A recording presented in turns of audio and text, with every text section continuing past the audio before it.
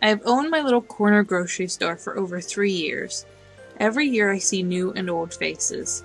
Most of them end up blurring together, but I will always remember the face of the tiny boy who changed the way I viewed Christmas. I have never been the meddle in your business type of man.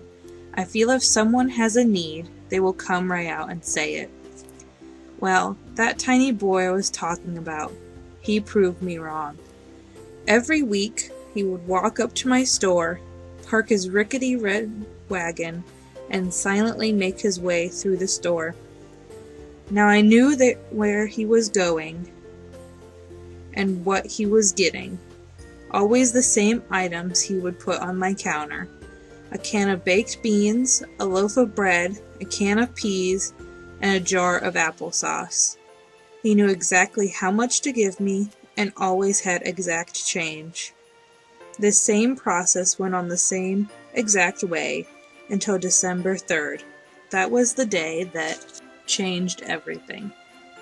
He parked his wagon and came into the store like normal, except he only bought the beans, peas, and applesauce. The next week, I had started to decorate the store for Christmas, and found that a lot of my decorations had been chewed up by the coon that had lived upstairs. I had put them out by the curb for the trash man to pick up. The boy then walked up, parked his wagon, and watched me finish putting all of the decorations out in the trash. When I was finished, he walked in and bought the new normal beans, peas, and applesauce. I rang him up and gave him a gruff goodbye and turned to restock what he had bought.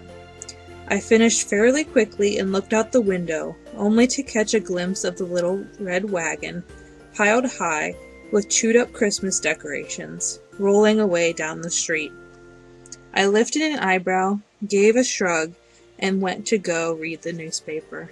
The next week I decided to do something cheery for the holidays, and possibly draw more people in. I popped some bags of popcorn and set it out on a table by the entrance. No one took the bait, although I got my usual visitor with his usual purchases and same silence. As he was leaving, I turned away, but kept an eye on the mirror pointing towards the door. The boy quickly shoved handfuls of popcorn into his coat pockets and scurried out. I looked out the window, and his little wagon were pine tree clippings. I could not fathom what that little brain could be thinking, so I flipped the shop sign to closed and followed slowly behind. He stopped abruptly and bent over, picked up a coin someone had dropped, squeezed it to his chest, and stood still for a minute. He then pocketed it and kept trudging up the snow-covered hill. I was about to turn back when I saw a small cottage up a little ways. The little boy took the food he had purchased out of the wagon and went inside. I went around to one of the side windows and peered inside. The boy was talking to someone laying on the couch. He put the food in the cabinets beside the peas. He took 2 bowls out of the cabinets, filled one with the popcorn and one with the can of peas. He set the peas in the microwave to cook and excitedly grabbed a jar from the shelf. It was full of coins. He put in the one he had in his pocket to join the rest, and came out to gather all of the clippings out of the wagon.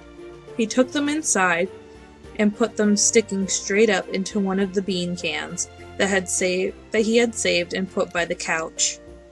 The microwave beeped, and I jumped a little. The boy pulled the bowl of peas out and started mashing them with a spoon, and sat next to the person on the couch. I turned and walked away, almost in a daze. And that is when I thought to myself, maybe sometimes people need a little help, even if they don't say it. So that Christmas, I went back with a full Christmas dinner and asked what else could be done.